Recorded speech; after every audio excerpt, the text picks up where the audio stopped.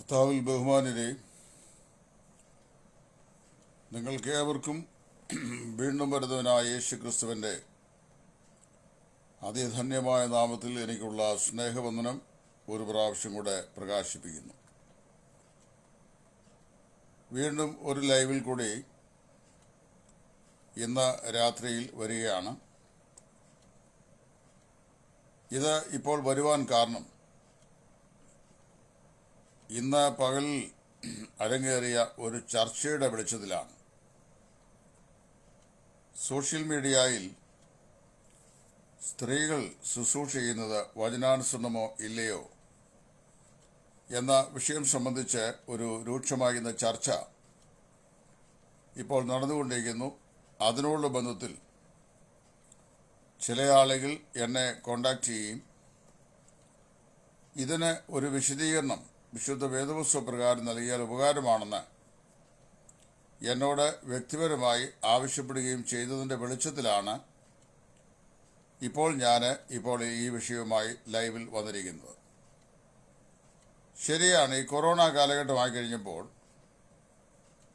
Social മീഡിയയിൽ വളരെ അധികം സഹോദരിമാർ ശുശ്രൂഷകരായി രംഗപ്രവേശനം ചെയ്തത് നാം കണ്ടിട്ടുണ്ട്.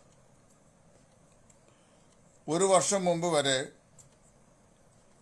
പുരുഷന്മാരുടെ കൂട്ടത്തിലും ഈ ലൈവ് മിനിസ്ട്രിയിൽ വളരെ പരിമിതമായ ആളുകൾ മാത്രമേ രംഗത്ത് ഉണ്ടായിരുന്നുള്ളൂ.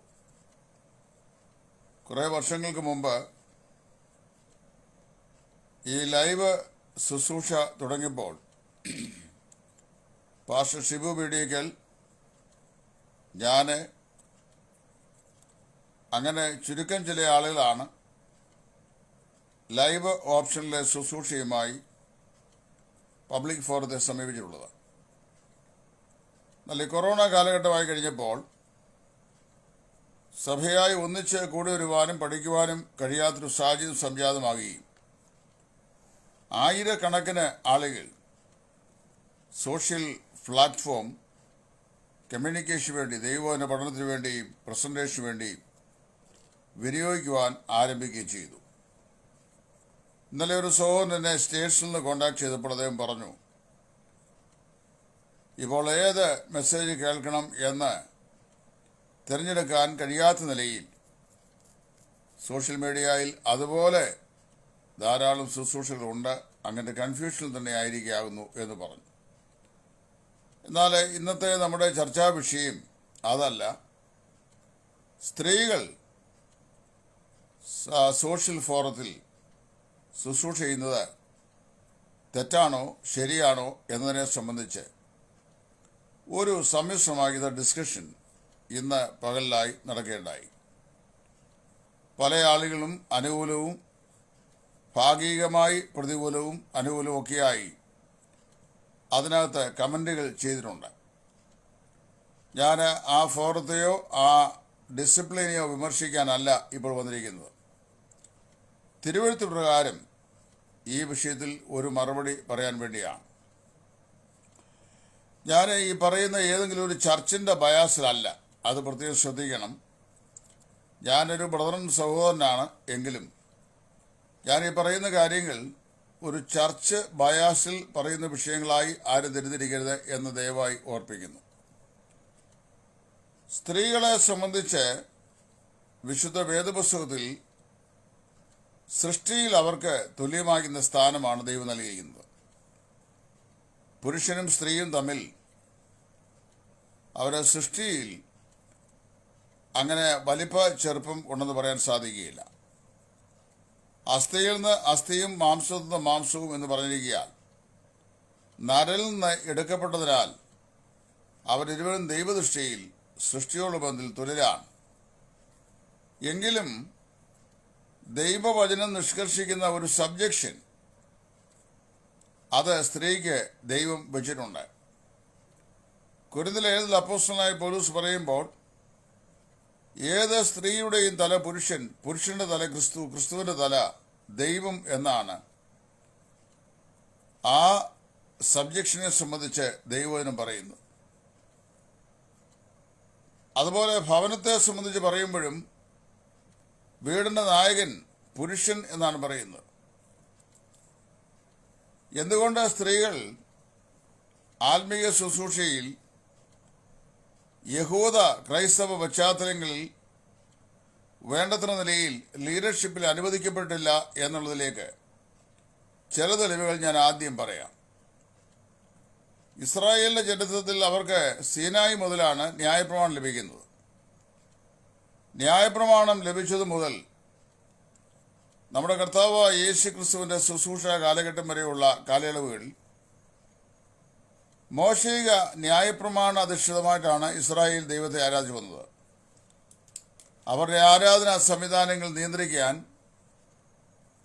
ഇസ്രായേൽ തന്നെ 12 ഗോത്രങ്ങളിൽ ഒരു ഗോത്രത്തെയും ആ ഗോത്രത്തിൽ ഒരു കുടുംബത്തെയും ആ കുടുംബത്തിൽ ഒരു പുരുഷനെയും ആ പുരുഷനിൽ നിന്ന് ഉത്ഭവിക്കുന്ന പുരുഷ പ്രജകളെയും മാത്രമാണ് മഹാപുരോഹിത പൗരോഹിത്യ ശുശ്രൂഷകൾക്ക് വേണ്ടി ദൈവം ദേവാലയത്തിലും സമാഗമന കൂടാരത്തിലും വേർതിരിച്ചിരുന്നത്.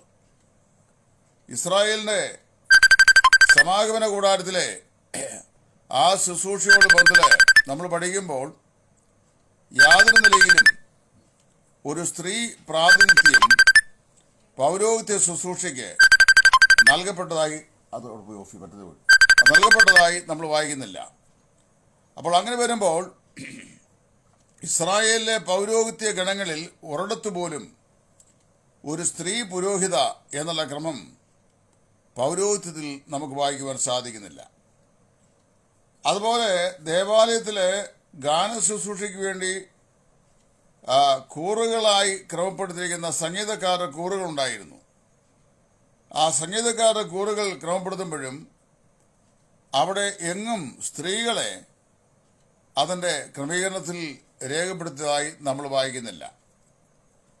അങ്ങനെ പൗരോഹിത്യ വ്യവസ്ഥയിലും ആത്മീയ ശുശ്രൂഷയിലെ നേതൃനിരയിലും സ്ത്രീകൾക്ക് ഏതെങ്കിലും നിലയിലുള്ള ശുശ്രൂഷകൾ ന്യായപ്രമാണത്തിൻ്റെ കീഴിൽ കൽപ്പിച്ചിട്ടാക്കിയിട്ടില്ല എന്നുള്ളതുകൊണ്ടാണ് ന്യായപ്രമാണവും കൽപ്പിക്കുന്ന പോലെ കീഴ്പ്പെട്ട് അനുസരിപ്പാനല്ലാതെ പുരുഷന്റെ മേൽ ആധിപത്യം കാണിക്കുവാൻ ഞാൻ സ്ത്രീയെ അനുവദിക്കുന്നില്ല എന്ന ന്യായപ്രമാണം തൊട്ട് അപ്പോസ്തലൻ കൊരിന്തിലെ വിശ്വാസികളെ അനുസ്മരിപ്പിക്കുന്നത്. എന്നാൽ ഇവിടെ ഒരു വൈഷമ്യമുള്ളത് ഞാൻ ചോദിച്ചു കഴിഞ്ഞാൽ, പുതിയ നിയമത്തിൽ സ്ത്രീകളുടെ ശുശ്രൂഷയുടെ പ്രാതിനിധ്യം എങ്ങനെയാണ് എന്നൊരു ചോദ്യം ഉദിക്കുന്നുണ്ട്. പുതിയ നിയമത്തിലേക്ക് നമ്മൾ വരുമ്പോൾ പഴയ നിയമത്തിലും ചില പ്രത്യേക രംഗങ്ങളിലെ സ്ത്രീകളുടെ ശുശ്രൂഷ നമ്മൾ വായിക്കുന്നു. ഇപ്പോൾ ചെങ്കടൽ കടന്ന് ഇസ്രായേൽ മക്കൾ മരുഭൂമിയിലേക്ക് പ്രവേശിച്ചപ്പോൾ മിറിയാം എന്ന് പറയുന്ന മോശയുടെയും അഹരോന്റെയും സഹോദരി അവൾ പ്രവാചകയായി തപ്പും കിന്നരും ഒക്കെ എടുത്ത് ഒരു വീണ്ടെടുപ്പിന്റെ ഗാനം പാടി ഇസ്രായേലിനെ നയിക്കുന്നതിൽ മുൻപന്തിയിൽ നിന്നത് അവളാണ് നമ്മൾ വായിക്കുന്നുണ്ട്. അതിനെ മോശ വിലക്കിയതായിട്ടോ അഹരോൻ അരുത് എന്ന് പറഞ്ഞതായിട്ടോ നമ്മളവിടെ വായിക്കുന്നില്ല. അത് സംബന്ധിച്ച് പിന്നീട് കൽപ്പനയും എവിടെ രേഖപ്പെടുത്തിയതായും നമ്മളെവിടെയും വായിക്കുന്നില്ല. ഒരു സ്പോണ്ടേനിയസ് ആയിട്ടുള്ള ശുശ്രൂഷയായി അതിനെ അവിടെ നമുക്ക് ദർശിക്കാൻ സാധിക്കുന്നുണ്ട്. അതുപോലെ ന്യായാധിപന്മാരുടെ കാലത്തെ ന്യായാധിപരുടെ ലിസ്റ്റ് വായിക്കുമ്പോൾ അവിടെയും ന്യായാധിപയായി ഇരുന്ന ഒരു സ്ത്രീയെ സംബന്ധിച്ച് നമ്മൾ തിരുവെഴുത്തിൽ വായിക്കുന്നുണ്ട്. അപ്പോൾ ഇസ്രായേലിന്റെ രാഷ്ട്രീയ മണ്ഡലത്തിൽ ഒരു സ്ത്രീയെ, അതുപോലെ ഇസ്രായേലിന്റെ മരുഭൂ പ്രയാണത്തോട് ബന്ധപ്പെട്ട ഒരു സ്ത്രീയെ, ഇങ്ങനെ ഒറ്റപ്പെട്ട ചില സംഭവങ്ങൾ പഴയ നിയമത്തിൽ വായിക്കുന്നുണ്ട്. പുതിയ നിയമത്തിലേക്ക് വരുമ്പോൾ പുതിയ നിയമത്തിലെ നമ്മുടെ കർത്താവായ യേശു ക്രിസ്തുവിന്റെ പുനരുത്ഥാനത്തിന് ആദ്യമായി സാക്ഷ്യം പറഞ്ഞതായി കാണുന്നത് കർത്താവിനെ അനുഗമിച്ച സ്ത്രീകളാണ്. ആഴ്ചവട്ടത്തിന്റെ 1-ാം ദിവസമായ ഞായറാഴ്ചയുടെ പ്രഭാതത്തിൽ കർത്താവിന്റെ കല്ലറയ്ക്കൽ സുഗന്ധവർഗം പൂശിയതിന് ഒരുക്കപ്പെട്ട സുഗന്ധവർഗവുമായി ആ തോട്ടത്തിൽ എത്തിച്ചേർന്ന സ്ത്രീകൾ ഉരുട്ടി മാറ്റപ്പെട്ട കല്ലും ഒഴിഞ്ഞ കല്ലറയും കാണുകയും അല്പസമയം കഴിഞ്ഞു കഴിഞ്ഞപ്പോൾ തോട്ടക്കാരൻ നിരൂപിച്ച ഒരു പുരുഷൻ നിൽക്കുന്നതും അത് ക്രിസ്തുവാണ് എന്ന് അവർ തിരിച്ചറിയുന്നതും, നിങ്ങൾ പോയി എൻ്റെ ശിഷ്യന്മാരോടും പത്രോസിനോടും ഞാൻ ഉയർത്തെഴുന്നേൽക്കുന്നു നിങ്ങൾക്ക് മുമ്പായി ഗലീലയ്ക്ക് പോകുന്നു എന്ന് അവരോട് പറയണം എന്നുള്ള ദൗത്യം ആദ്യമായി പുനരുദ്ധാനം ചെയ്ത കർത്താവ് ഏൽപ്പിച്ചത് സ്ത്രീകളാണ്. ആ സ്ത്രീകൾ പോവുകയും ശിഷ്യന്മാരോട് കർത്താവ് ഉയർത്തെഴുന്നേറ്റിരിക്കുന്നു എന്ന് അവിടെ സാക്ഷിക്കുകയും ചെയ്തു എന്ന് നമ്മൾ വായിക്കുന്നു. അപ്പോൾ സുവിശേഷം പറയുക, കർത്താവായ യേശു ക്രിസ്തു മരിച്ചവരിൽ നിന്ന് ഉയർത്തെഴുന്നേറ്റിരിക്കുന്ന സദ്വർത്തമാനം, അതാണ് സുവിശേഷം. അത് പറയുക എന്നുള്ള അല്ലെങ്കിൽ പ്രസ്താവിക്കുക എന്നുള്ള ശുശ്രൂഷയിൽ സ്ത്രീകൾക്ക് ഏതെങ്കിലും ഭ്രഷ്ട് കൽപ്പിച്ചതായി പുതിയ നിയമത്തിലെ ഏതെങ്കിലും വാക്യങ്ങൾ കൊണ്ട് സമർത്ഥിക്കാൻ സാധിക്കുകയില്ല. കാരണം യേശു തന്നെയാണ് ഈ വാത്സല്യ സ്ത്രീകളെ ആ വലിയ ദൗത്യം ഏൽപ്പിക്കുകയും അവർ പോയി പത്രോസോടും ശേഷം ശിഷ്യന്മാരോടും അവൻ ഉയർത്തെഴുന്നേറ്റിരിക്കുന്നു എന്നും അവൻ നിങ്ങൾക്ക് മുമ്പായി ഗലീലയിലേക്ക് പോകുന്നുവെന്ന് ശിഷ്യന്മാരോട് പറയണമെന്നും ഞങ്ങളോട് പറഞ്ഞു എന്ന് പറഞ്ഞത് ഈ സ്ത്രീകളാണ്. ആ സ്ത്രീകള് യേശുക്രിസ്തുവിനെ തന്റെ ഐഹിക ജീവിതകാലത്ത് അവന്റെ ശുശ്രൂഷയിൽ അനുഗമിച്ചിരുന്നവരും അവനെ സ്നേഹിച്ചിരുന്നവരും ആയിരുന്നുവെന്നും തിരുവെഴുത്ത് സ്പഷ്ടമായി പ്രസ്താവിച്ചിട്ടുണ്ട്. ആദ്യ നാളുകളിൽ നമ്മൾ ഫിലിപ്പോസിനെ കുറിച്ചൊക്കെ പഠിക്കുമ്പോൾ അപ്പോസ്തല പ്രവൃത്തികളുടെ പുസ്തകം അതിൻ്റെ 8-ാം അധ്യായം ഒക്കെ വായിക്കുമ്പോൾ അവന് പ്രവചിക്കുന്നവരായിട്ടുള്ള 4 പുത്രിമാരുണ്ടായിരുന്നു എന്ന് രേഖപ്പെടുത്തിയിരിക്കുന്നു. ഈ പ്രവചിക്കുന്നവരായ ഈ 4 പുത്രിമാർ അവരുടെ വീട്ടിൽ ഇരുന്ന് പ്രവചിച്ചു എന്ന് പറയാൻ സാധിക്കുകയില്ല. പിന്നെ അവരെവിടെയാ പ്രവചിച്ചത് എന്നതിനെ സംബന്ധിച്ച് ക്ലിപ്തമായ രേഖയും ഇല്ല. അപ്പോൾ ഈ ശുശ്രൂഷയിൽ സ്ത്രീ ശുശ്രൂഷ സംബന്ധിച്ച് കുറെ അവ്യക്തതകൾ വിശുദ്ധ വേദപുസ്തകത്തിലുണ്ട്. അത് ഞാൻ പ്രഥമത സൂചിപ്പിക്കാൻ ആഗ്രഹിക്കുകയാണ്. അപ്പോൾ തന്നെ കൊരിന്തു സഭയിൽ സ്ത്രീകൾ പ്രവചിക്കുകയും പ്രാർത്ഥിക്കുകയും ചെയ്തിരുന്നു എന്ന് അപ്പോസ്തലനായ പൗലോസിന്റെ കൊരിന്തു ലേഖനത്തിലെ പരാമർശങ്ങൾ മനസ്സിലാകുന്നുണ്ട്. അവിടെ തന്നെ തല മൂടാതെ തലയിൽ ശിരോവസ്ത്രം ധരിക്കാതെ പ്രാർത്ഥിക്കുകയോ പ്രവചിക്കുകയോ ചെയ്യുന്ന സ്ത്രീ തന്റെ തലയെ അപമാനിക്കുന്നു എന്ന് അവിടെ അപ്പോസ്തലനായ പൗലോസ് പറയുമ്പോൾ, സ്ഥലം സഭയിൽ അന്ന് അവർ പ്രവചിക്കുകയും പ്രാർത്ഥിക്കുകയും ചെയ്യുമായിരുന്നുവെന്നും അവര് അങ്ങനെ ചെയ്യുന്നെങ്കിൽ അത് ശിരോവസ്ത്രം ധരിച്ചുകൊണ്ട് വേണം എന്നും അപ്പോസ്തലനായ പൗലോസ് പറയുന്നതിന്റെ മറുവശമാണ് തല മൂടാതെ പ്രവചിക്കുകയോ പ്രാർത്ഥിക്കുകയോ എന്ന സ്ത്രീ അത് തലയെ അപമാനിക്കുന്നു എന്ന് അവിടെ അപ്പോസ്തലനായ പൗലോസ് പറയുന്നത്. എന്നാൽ ഇവിടെ വേറൊരു പ്രശ്നമുണ്ട്. സ്ത്രീകളുടെ ശുശ്രൂഷയെ സംബന്ധിച്ച് വളരെ റിജിഡിറ്റി ഉള്ള ഒരു ടീച്ചിങ് വന്നത് ബ്രദറൻ ഉപദേശം മുതലാണ്. ഞാൻ മനസ്സിലാക്കുന്നിടത്തോളം അഖില ലോകത്ത് വേർപെട്ട സഭകൾ ഒഴികെ, അതായത് ബ്രദറൻ സഭകൾ ഒഴികെ മറ്റുള്ള എല്ലാ സഭാവിഭാഗങ്ങളിലും സ്ത്രീകൾ കുറേയൊക്കെ ശുശ്രൂഷ ചെയ്യുന്നുണ്ട്. എന്നാൽ അതിൻ്റെ ഒരു റിജിഡിറ്റി വളരെ വ്യക്തമായി ഫോളോ ചെയ്യുന്ന ഏക വിഭാഗം ബ്രദറൻ സഭ വിഭാഗമാണ്. ആ ഉപദേശത്തോട് ഞാൻ എതിരല്ല. ഞാനും വേർപാടുകാരനാണല്ലോ. മാത്രമല്ല എൻ്റെ ഓരോ സ്പീച്ചുകളും ഹൈ ഡെൻസിറ്റിയിൽ സെൻസർ ചെയ്യുന്ന കുറേ ആളുകൾ ഇതിനകത്തുണ്ട്. ഞാൻ ഏതെങ്കിലും അബദ്ധം പറഞ്ഞ ശേഷം ഞാൻ വേർപാട് സഭയ്ക്ക് വിരോധമായി സംസാരിച്ചു പ്രസംഗിച്ചു എന്നൊക്കെ ലാർജർ സ്കെയിൽ പ്രൊപ്പഗൻഡ കൊടുക്കാതിരിക്കേണ്ടതിന് ഞാൻ പറയുന്ന കാര്യങ്ങൾ സശ്രദ്ധം ശ്രദ്ധിച്ച് കേൾക്കണം എന്ന് പ്രത്യേകം ഓർപ്പിക്കുന്നു. അവിടെ അപ്പോസ്തലനായ പൗലോസ് പറയുമ്പോൾ കൊരിന്തു സഭയിലാണ് താൻ ചില നിയന്ത്രണങ്ങളൊക്കെ പ്രത്യേകമായി ഈ കാര്യം ഏർപ്പെടുത്തിയിട്ടുള്ളത്. അതിന് നിദാനമായ ചില കാരണങ്ങളുണ്ട്. കൊരിന്തു സഭ ഒരു ക്രമം കെട്ട സഭയായിരുന്നു എന്ന് പറയും. കൃപാവരങ്ങൾ എല്ലാം ഉള്ള സഭയാണെങ്കിലും ഒരുപാട് ക്രമക്കേടുകൾ അവിടെ ഉണ്ടായിരുന്നു. 1-2 വിഷയങ്ങൾ മാത്രമല്ല, നിരവധി വിഷയങ്ങളിൽ ക്രമക്കേടുണ്ടായിരുന്നു. കൃപാവരങ്ങൾ വിനിയോഗിക്കുന്ന വിഷയത്തിലും ക്രമക്കേടുണ്ടായിരുന്നു. ആ ക്രമക്കേടുകൾ ഒന്നാണ് തലയിൽ ശിരോവസ്ത്രം ധരിക്കാതെ പ്രാർത്ഥിക്കുകയും പ്രവചിക്കുകയും ചെയ്ത സ്ത്രീകളുടെ ശുശ്രൂഷ. സഭയിലെ ഉചിതമല്ലാത്ത നിലയിൽ അന്യഭാഷ കൂട്ടത്തോടെ ആൾ പറയുക, പിന്നെ അത് ആളുകൾക്ക് മനസ്സിലാകാത്ത നിലയിലുള്ള കാര്യങ്ങൾ സംസാരിക്കുക, ഇതെല്ലാം ഇങ്ങനെ ഒരുപാട് ക്രമക്കേടുകൾ അവിടെ ഉണ്ടായിരുന്നു. ഈ ക്രമക്കേടുകളെ ചൂണ്ടിക്കാണിച്ചുകൊണ്ട് സഭയിലൊരു ക്രമം അനിവാര്യമാണെന്ന് പരിശുദ്ധാത്മാവിനാൽ ബോധ്യപ്പെട്ട അപ്പോസ്തലൻ അവരെ ഉപദേശിക്കുന്ന ഉപദേശങ്ങളാണ് കൊരിന്തിയ ലേഖനത്തിലെ മിക്കവാറും വിഷയങ്ങൾ. അങ്ങനെ പറഞ്ഞു വരുമ്പോൾ നമ്മളിവിടെ വായിക്കുന്നത് കൊരിന്തു സഭയിൽ പ്രവചിക്കുകയും പ്രാർത്ഥിക്കുകയും ചെയ്യുന്ന സ്ത്രീകൾ ഉണ്ടായിരുന്നുവെന്ന് എത്രയും തെളിവായി അപ്പോസ്തലനായ പൗലോസ് പറഞ്ഞിട്ടുണ്ട്. എന്നാൽ ബ്രദറൻ സഭകളെ സംബന്ധിച്ച് സ്ത്രീകൾക്ക് സഭയിൽ പ്രാർത്ഥിക്കാനോ സ്തോത്രം ചെയ്യാനോ പ്രസംഗിക്കാനോ ഉപദേശിക്കാനോ ഉള്ള അനുവാദം ഈ സഭയുടെ ആദ്യകാലം മുതലില്ല. അതിൽ സ്ത്രീ ഉപദേശിക്കണമെന്ന് ഞാൻ പറയുകയില്ല. കാരണം വ്യക്തമായി പൗലോസ് പറഞ്ഞിട്ടുണ്ട്, ഈ പുരുഷന്റെ മേൽ ആധിപത്യം നടത്തുവാനോ അവനെ ഉപദേശിപ്പാനോ ഞാൻ സ്ത്രീയെ അനുവദിക്കുന്നില്ല എന്ന് പറഞ്ഞിട്ടുണ്ട്. എന്ന് മാത്രമല്ല, ന്യായപ്രമാണവും കൽപ്പിക്കുന്ന പോലെ അവർ കീഴ്പ്പെട്ട് അനുസരിച്ചിരിപ്പാനല്ലാതെ പുരുഷന് മേൽ ആധിപത്യം നടത്തുവാൻ അവർക്ക് അധികാരമില്ല എന്ന് പൗലോസ് പറയുകയാൽ, പുരുഷൻ സന്നിഹിതനായിരിക്കുന്ന ഒരു സഭയിൽ, പ്രത്യേകിച്ച് ആരാധന വേളയിൽ സ്ത്രീകൾക്ക് സഭയെ ഉപദേശിക്കാനോ ലീഡർഷിപ്പ് എടുത്ത് കർത്തൃത്വം നടത്താനോ പുതിയ നിയമ വ്യവസ്ഥ പ്രകാരം വേദപുസ്തകം അനുവദിക്കുന്നില്ല എന്ന് തന്നെയാണ് ഞാൻ വിശ്വസിക്കുകയും മനസ്സിലാക്കുകയും ചെയ്യുന്നത്. എന്നാൽ ഇവിടെ വേറൊരു പ്രശ്നമുണ്ട്. അങ്ങനെയാണെങ്കിൽ അവർക്ക് പ്രാർത്ഥിക്കാനോ സ്തോത്രം ചെയ്യാനോ എന്തുകൊണ്ട് അനുവദിക്കപ്പെടുന്നില്ല എന്നൊരു ചോദ്യം പല ആളുകളും എന്നോട് ചോദിച്ചിട്ടുണ്ട്. ഇപ്പോൾ തന്നെ ഒരു 100-ലധികം ചോദ്യങ്ങൾ എൻ്റെ ലിസ്റ്റിൽ വന്ന് കിടക്കുന്ന കൂട്ടത്തിൽ ഈ ചോദ്യങ്ങളൊക്കെ ഉണ്ട്. അതിൽ ഒരു കാര്യം ഞാൻ ഓർപ്പിക്കുകയാണ്. അതിന് നമ്മൾ തന്നെ നമ്മുടേതായ ഒരു ഇൻ്റർപ്രിട്ടേഷൻ കൊടുത്തിട്ടുണ്ട്.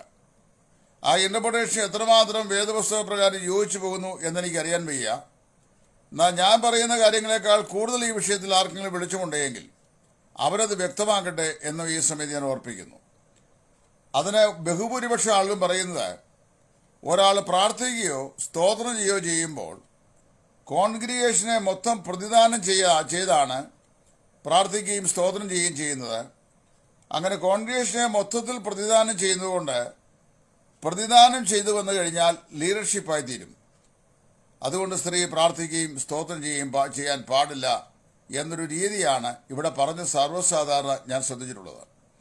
എന്നാൽ അതിനോട് ഞാൻ വ്യക്തിപരമായി യോജിക്കുന്നില്ല. കാരണം ലീഡർഷിപ്പ് എന്ന് പറയുന്നത് വാസ്തവത്തിൽ പ്രാർത്ഥനയിലോ സ്തോത്രത്തിലോ വരുന്ന കാര്യമല്ല. ലീഡർഷിപ്പ് എന്ന് പറയുന്നത് നടത്തിപ്പിൽ വരുന്ന കാര്യമാണ്. അത് മിക്കവാറും ഉപദേശത്തോടും സഭയുടെ പരിപാലനത്തോടും ബന്ധപ്പെട്ട വിഷയമാണ്. സഭാ പരിപാലനത്തിനും സഭയിലെ ഉപദേശങ്ങൾക്കും സ്ത്രീകൾക്ക് അനുവാദമില്ല എന്ന് പൗലോസ് വളരെ വ്യക്തമായി പറഞ്ഞിട്ടുണ്ട്. ഇനി മറ്റൊരു കാര്യം പറയാം. അവർക്ക് എന്തെങ്കിലും ന്യായമായ സംശയമുണ്ടെങ്കിൽ അവര് സഭയിൽ സംസാരിക്കാതെ വീട്ടിൽ ചെന്ന് ഭർത്താക്കന്മാരോട് ചോദിക്കട്ടെ എന്ന് പൗലോസ് ഒരു എക്സെപ്ഷൻ പറഞ്ഞിട്ടുണ്ട്. പല ആളുകളും അതേക്കുറിച്ചും എന്നോട് ചോദിച്ചിട്ടുണ്ട്. ഇപ്പോൾ സഭയിലെ ഒരു സുവിശേഷകനോ ഒരു വിശ്വാസിയോ വന്ന് പ്രസംഗിക്കുന്നു, ഒരു ഉപദേശിയോ പ്രസംഗിക്കുന്നു, അല്ലെങ്കിൽ ഒരു എൽഡർ പ്രസംഗിക്കുന്നു. അപ്പോൾ അവിടെ ഇരിക്കുന്ന ചില സഹോദരിമാർക്ക് ഈ സംസാരിക്കുന്ന വിഷയങ്ങളെ സംബന്ധിച്ച് ചില സംശയങ്ങളുണ്ടാകുന്നു.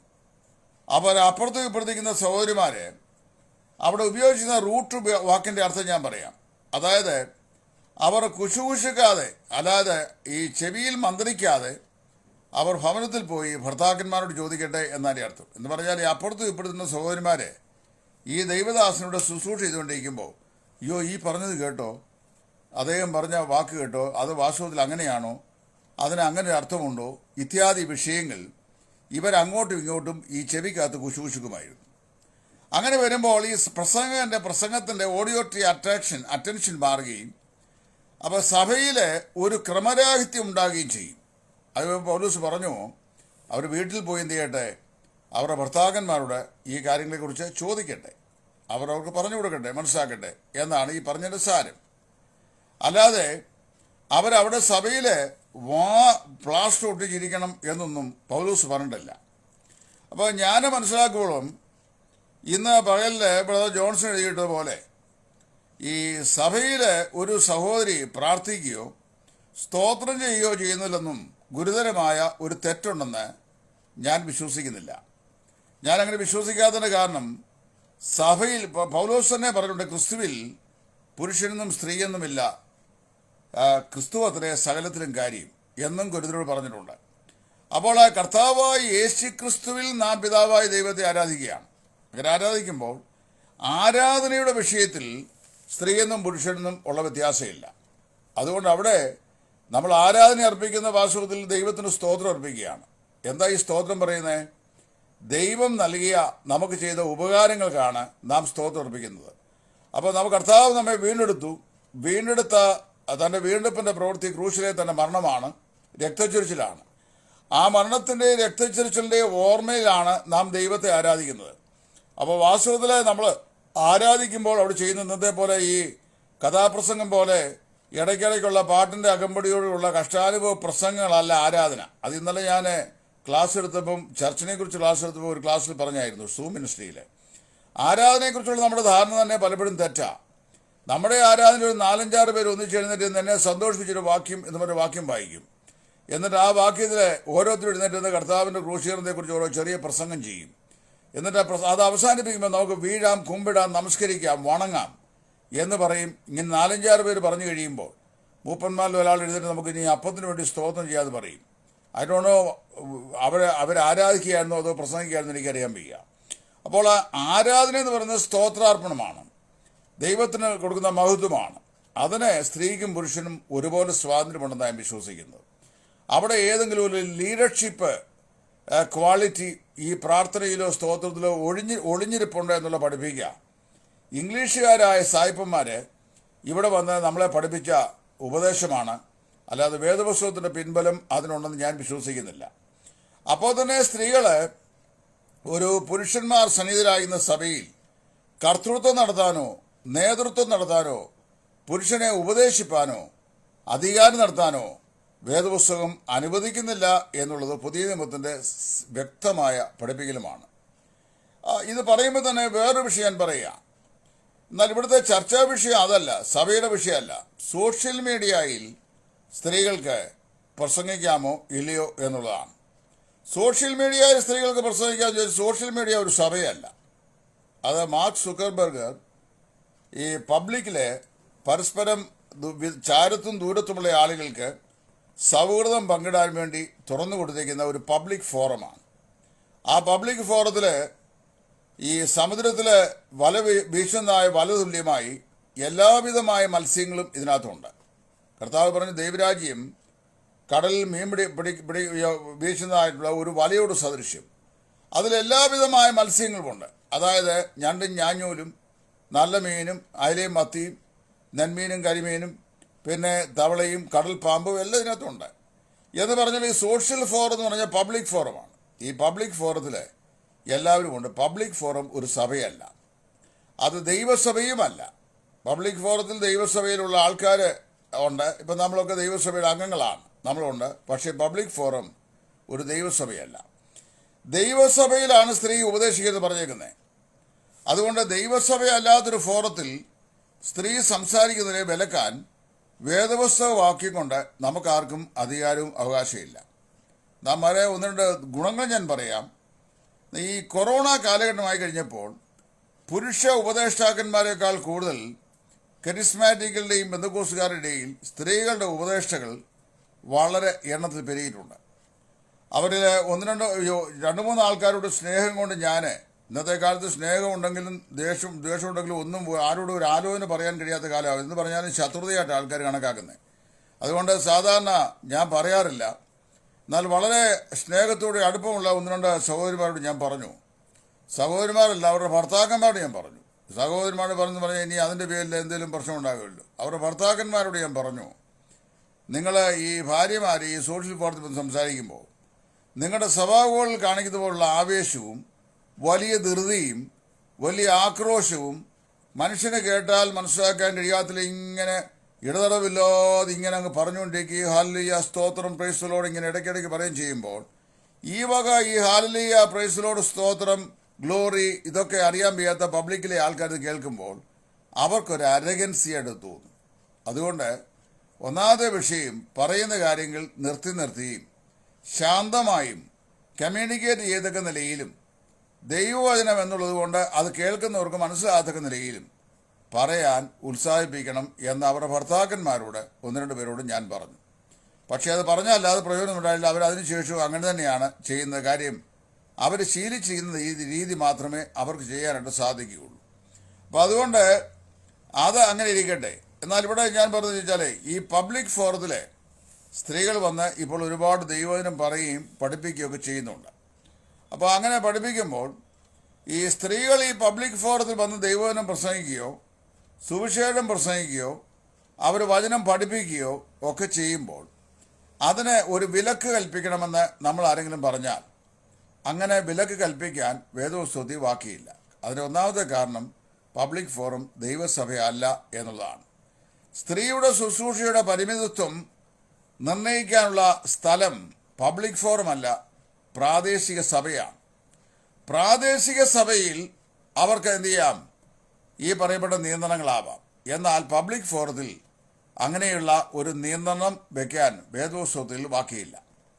അതുകൊണ്ട് ഞാൻ മനസ്സിലാക്കുന്നിടത്തോളം പബ്ലിക് ഫോറത്തിൽ അവർക്ക് ആർക്കെങ്കിലും പ്രസംഗിക്കണമെങ്കിൽ പ്രസംഗിക്കട്ടെ, ടീച്ച് ചെയ്യുന്നെങ്കിൽ ടീച്ച് ചെയ്യട്ടെ. ഇനി മറ്റൊരു വിഷയമുണ്ട്. ഇപ്പോൾ ഈ നമ്മളൊരു സുവിശേഷ യോഗം സംഘടിപ്പിക്കുന്നു. ആ സുവിശേഷ യോഗം സംഘടിപ്പിക്കുമ്പോൾ ആ സുവിശേഷ യോഗത്തിൽ എൻ്റെ ഓർമ്മയുടെ കാലഘട്ടങ്ങളിൽ വളരെ ശക്തമായി ദൈവകൃപയോട് ദൈവം ശുശ്രൂഷിച്ചിട്ടുള്ള ആൾക്കാരാണ് ഈ പെണ്ണമ്മ സന്യാസിനി, എൻ്റെ ബാല്യകാലത്ത് പെണ്ണമ്മ സന്യാസിനി, അതുപോലെ മേരി കോവൂർ മുതലായ സ്ത്രീകൾ. അതിൽ മേരി കോവൂരിൻ്റെ പ്രസംഗങ്ങൾ ഞാൻ അസംഖ്യം പ്രസംഗങ്ങൾ കേട്ടിട്ടുണ്ട്. ഞങ്ങളൊക്കെ മാർത്തോമാക്കാരായിരുന്നു. ഞങ്ങളുടെയൊക്കെ പള്ളികളിൽ വന്ന് കൺവെൻഷനിൽ അവർ പ്രസംഗിക്കുന്നത് ഞാൻ കേട്ടിട്ടുണ്ട്. പള്ളിയുടെ സമീപമുള്ള IPC ഹോളുകളിലും അസംബ്ലീസ് ഓഫ് ഗോഡുകളിലും ഒക്കെ വന്ന് പ്രസംഗിക്കുന്നത് ഞാൻ കേട്ടിട്ടുണ്ട്. വളരെ ശക്തമായി വളരെ ദൈവകൃപയോട് സംസാരിക്കുകയും ആത്മാക്കൾ സമർപ്പിച്ചുകൊണ്ട് രക്ഷയിലേക്ക് വരുന്നതും ഞാൻ എൻ്റെ കണ്ണുകൊണ്ട് കണ്ടിട്ടുണ്ട്.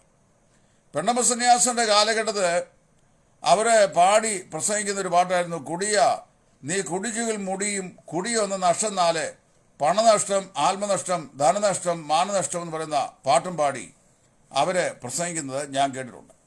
പിന്നീട് അവർ ബാംഗ്ലൂരിൽ എവിടെയോ മൈസൂരിലോ എവിടെയോ പോയി അവരുടെ വാർദ്ധക്യകാലത്ത് താമസിച്ചു. പിന്നീടുള്ള കാര്യത്തൊന്നും എനിക്കറിയാൻ വയ്യ.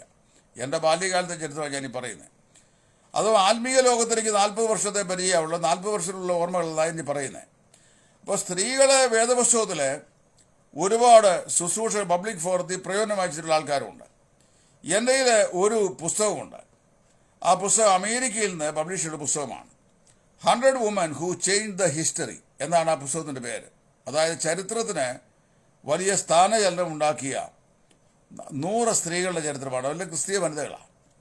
അപ്പോൾ അവർ ആത്മീയ ലോകത്ത് അവർ ശുശ്രൂഷകളിൽ എപ്രകാരം പ്രയോജനപ്പെട്ടു എന്നാണ് പറയുന്നത്.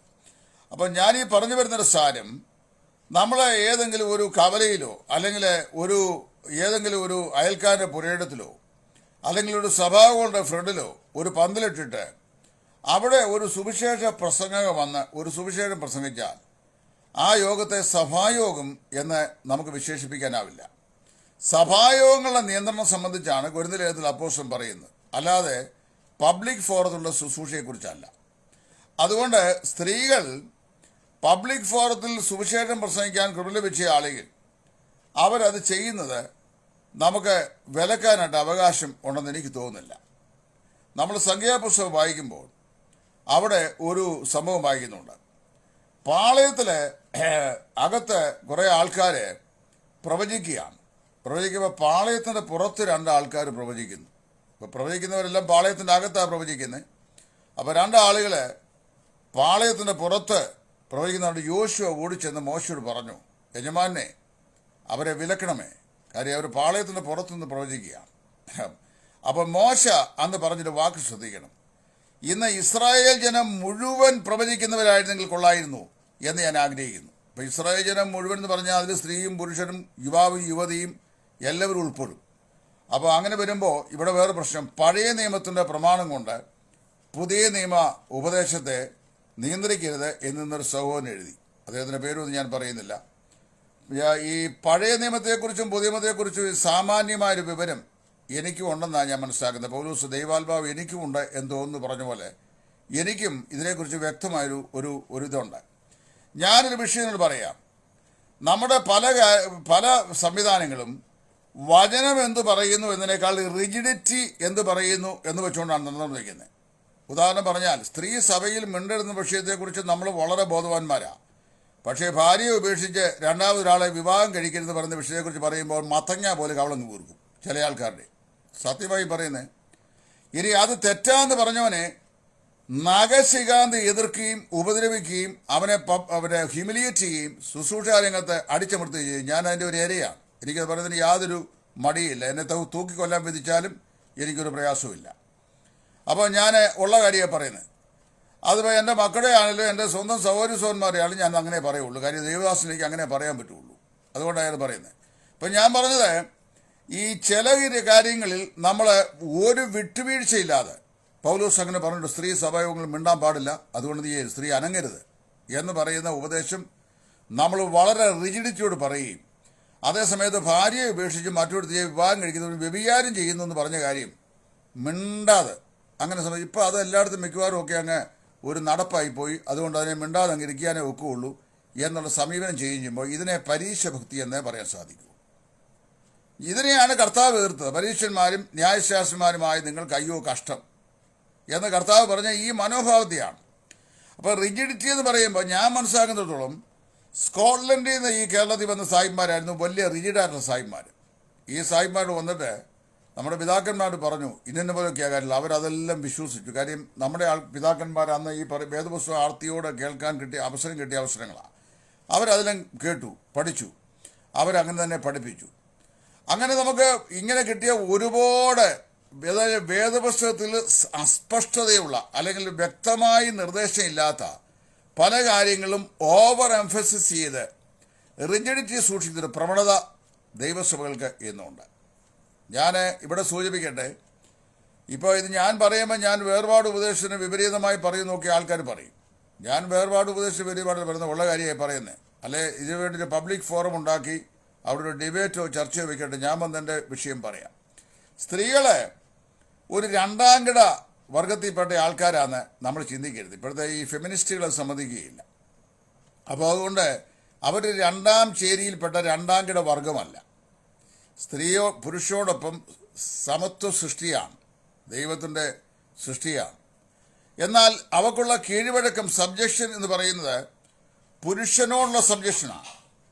അതായത് എൻ്റെ ഭാര്യയ്ക്ക് അവളുടെ ഭർത്താവാകുന്ന എന്നോടുള്ള സബ്ജക്ഷൻ നാട്ടിലുള്ള പുരുഷന്മാരുടെ എല്ലാം മുമ്പാകെ അവൾ സബ്ജക്റ്റ് ചെയ്യേണ്ട ആവശ്യമില്ല. നിങ്ങളുടെ ഭാര്യ അങ്ങനെ തന്നെ.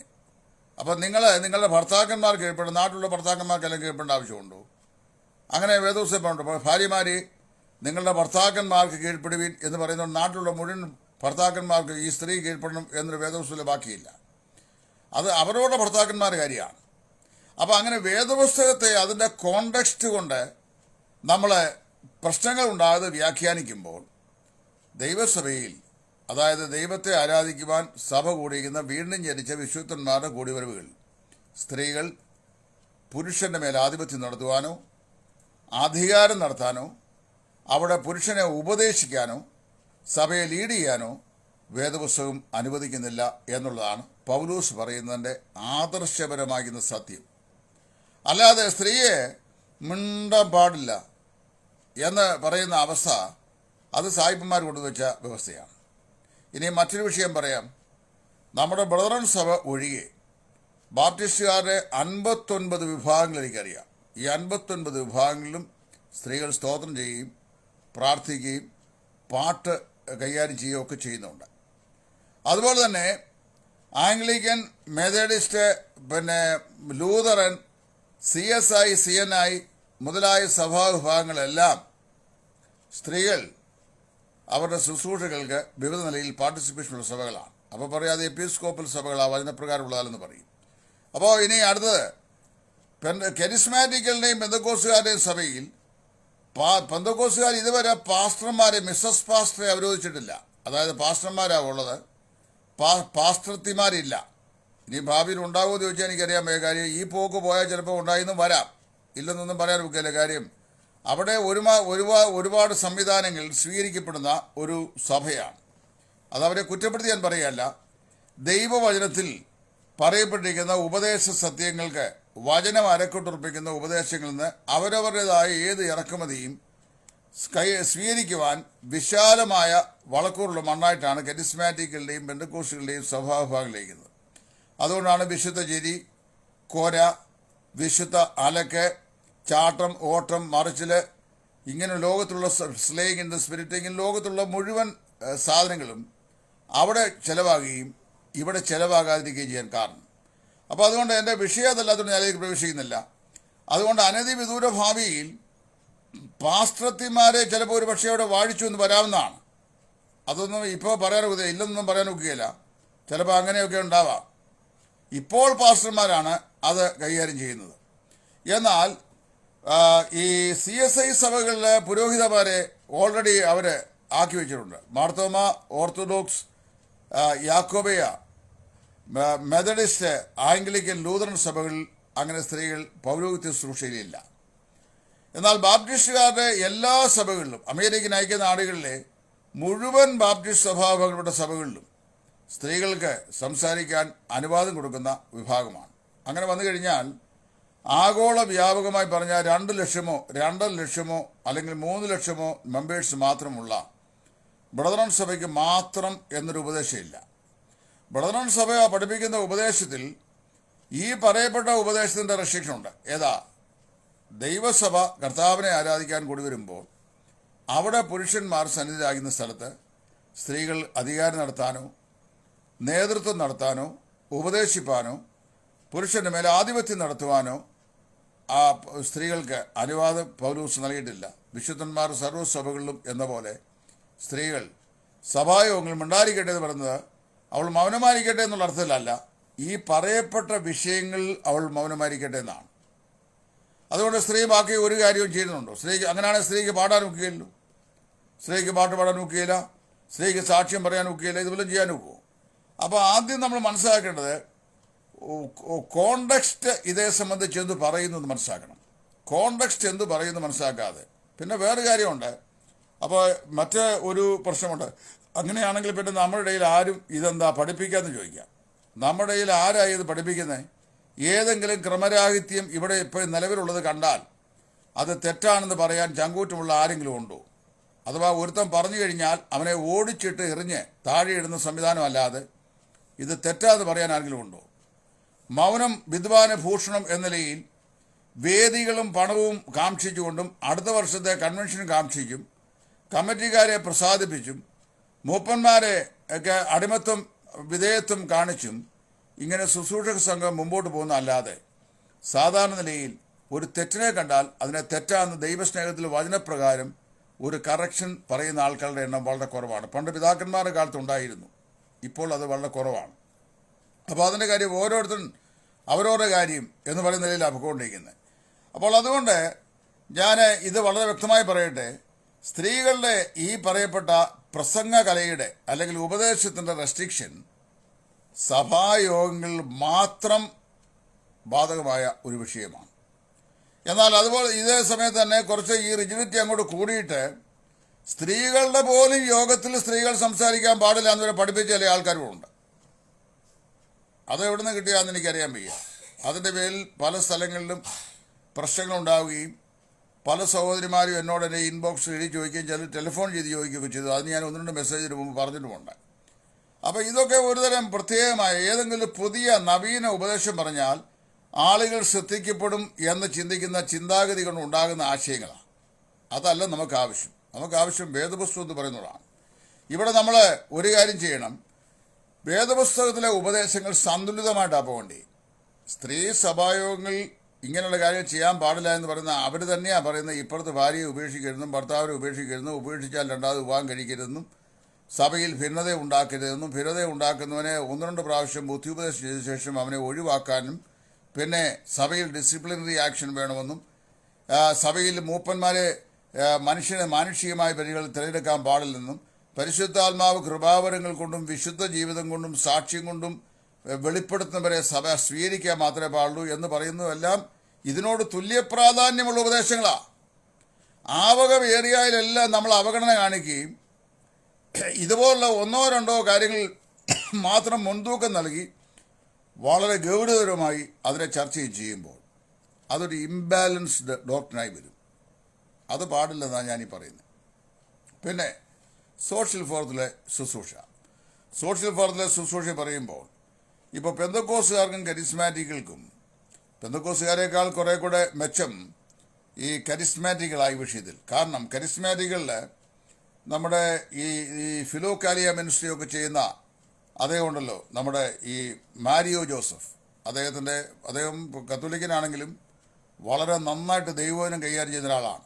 പിന്നെ അദ്ദേഹത്തിൻ്റെ കത്തോലിക്ക വിശ്വാസം അനുസരിച്ച് മറിയെ അമ്മയെ ആരാധിക്കുകയും അതുപോലെ പുണ്യവാളന്മാരെ നമസ്കരിക്കുകയൊക്കെ ചെയ്യും. അതിപ്പോൾ റിമോന്റെ ക്ഷേത്രത്തിൽ നിൽക്കുമ്പോൾ ഈ നയമാൻ തൻ്റെ യജമാനൻ്റെ നിമിത്തം ഒന്ന് കുനിഞ്ഞു പോകുന്ന പോലെ നിൽക്കുന്നതാണെന്നാണ് എനിക്ക് തോന്നുന്നത്. പക്ഷെ അതല്ലെങ്കിൽ അദ്ദേഹം നല്ല വെൽ എഡ്യൂക്കേറ്റഡ് ആണ്, നന്നായി ദൈവവചനം സംസാരിക്കുന്ന ഒരാളാണ്. അദ്ദേഹത്തിൻ്റെ ഒരു ഇൻബോക്സിൽ ഒരിക്കൽ ഞാൻ മെസ്സേജ് കേട്ട ശേഷം പറഞ്ഞു, നന്നായി സൈക്കോളജി ആൻഡ് കൗൺസിലിംഗ് പഠിച്ചതും മസ്തിഷ്ക പ്രക്ഷാളനത്തിന് അസാമാന്യമായ കഴിവുള്ളതുമായിട്ടുള്ള ഒരാളാണ് നിങ്ങൾ എന്ന് ഞാൻ പറഞ്ഞു. അന്ന് എന്നെ ബ്ലോക്ക് ചെയ്താൽ പിന്നെ എനിക്ക് അദ്ദേഹത്തിൻ്റെ ഒരു പ്രോഗ്രാമും കാണാൻ പറ്റുകയില്ല. അപ്പോൾ അദ്ദേഹത്തിന് മനസ്സിലായി അദ്ദേഹത്തിൻ്റെ ശുശ്രൂഷകൾ എന്താണെന്ന് മനസ്സിലാക്കിയിട്ടുള്ള ആളാണ് ഞാൻ. എന്നാലും എനിക്ക് അദ്ദേഹത്തോട് അപ്രീസിയേഷൻ ഉണ്ട്. കാര്യം അദ്ദേഹം 13ലധികം ഭാഷ അനായാസ കൈകാര്യം ചെയ്യുന്ന ആളാണ്. അദ്ദേഹം നന്നായി ദൈവവചനം സംസാരിക്കും. അദ്ദേഹത്തിൻ്റെ ക്ലാസ്സുകൾക്കുള്ള ഒരു പ്രത്യേകത എന്ന് ചോദിച്ചു കഴിഞ്ഞാൽ വളരെ ഇമ്പാക്റ്റാണ് ക്ലാസ്സുകൾക്ക്. അതായത് ആളുകളുടെ മനസ്സിലേക്ക് അത് ചിലത് വളരെ ഫ്ലുവൻ്റ്. അദ്ദേഹത്തിൻ്റെ ഇംഗ്ലീഷും മലയാളവും സിമ്പിൾ ലാംഗ്വേജും എന്നാൽ വളരെ കമ്മ്യൂണിക്കേറ്റീവായിട്ടുള്ള ഒരു സ്കില്ല് അദ്ദേഹത്തിനുണ്ട്. പിന്നെ അദ്ദേഹം അപ്ലൈഡ് സൈക്കോളജി പഠിച്ച ആളാണ് വിശ്വസിക്കുന്നത്. കാരണം അദ്ദേഹത്തിൻ്റെ പ്രസംഗം എല്ലാം നല്ല സൈക്കോളജിക്കൽ ഇമ്പാക്റ്റ് ഉള്ളതാണ്. അപ്പോൾ അദ്ദേഹത്തിൻ്റെ ഭാര്യ നല്ല ചില ക്ലാസ് എടുക്കാറുണ്ട്. അവർ കരിസ്മാറ്റിക് ലേഡിയാണ്, മാരിയ ജോസഫിൻ്റെ വൈഫ്. പക്ഷേ വളരെ എക്സലൻ്റായ ക്ലാസ്സാണ്. നിങ്ങൾക്ക് ഈ ഇവിടെ കാണാൻ പറ്റും, യൂട്യൂബിൽ കിടപ്പുണ്ട്. ലക്ഷക്കണക്കിനാണ് അവരുടെ യൂട്യൂബ് സബ്സ്ക്രൈബേഴ്സ്. അപ്പോൾ അതിനകത്ത് ഇഷ്ടംപോലെ കിടപ്പുണ്ട്, ഞാൻ കേൾക്കാറുണ്ട്. മറ്റു പല ആൾക്കാരുടെയും മെസ്സേജുകൾ ഞാൻ കേൾക്കാറുണ്ട്. അപ്പോൾ ഈ മാരിയ ജോസഫിൻ്റെ വൈഫ് ഒരു നല്ല പ്രസൻറ്ററാണ്. എന്ന് പറഞ്ഞാൽ നന്നായി വിഷയങ്ങൾ അവതരിപ്പിക്കാൻ, അത് കമ്മ്യൂണിക്കേഷൻ സ്കില്ലോടുകൂടി ആശയ സംവേദനം കൃത്യമായി ചെയ്യാൻ കഴിയത്തക്ക നിലയിൽ യാതൊരു ഇളക്കവും പെരുപ്പവും ചരിപ്പവും ചാട്ടവും ഒന്നുമില്ലാതെ നന്നായി പറയാൻ കഴിയുന്ന ആളാണ്. അതുകൊണ്ടാണ് ഞാൻ പറഞ്ഞത്, സോഷ്യൽ ഫോറത്തിൽ ശുശ്രൂഷ ചെയ്യുന്ന പെന്തക്കോസ്റ്റൽ ലേഡികളെക്കാൾ 100 times ബെറ്ററാണ് ഈ കരിസ്മാറ്റിക്കുകളായ കത്തോലിക്കരുടെ സ്ത്രീകൾ അവിടെ ശുശ്രൂഷ ചെയ്തത്. കാര്യം അവർക്ക് കമ്മ്യൂണിക്കേഷൻ നന്നായിട്ട് അറിയാം.